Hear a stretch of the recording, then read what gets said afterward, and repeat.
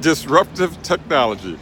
Hey, this is Oscar Carter here from New York City, and I just found out why people are having such a hard time understanding what the 4% challenge is, what 4% is, and what the challenge is. What's the 4% challenge? It's 4%. People are having a hard time figuring it out. Well, I finally figured it out because it's a disruptive technology. You know, when AR and B, I can't even get the names pronounced right. Air R and B, whatever. Air R and B, and also Uber. You know, when those technologies came out, it disrupted the status quo. And people didn't understand them at first. They understand them now, but they didn't understand them at first. Well, that's the deal with the 4%. It's a disruptive technology.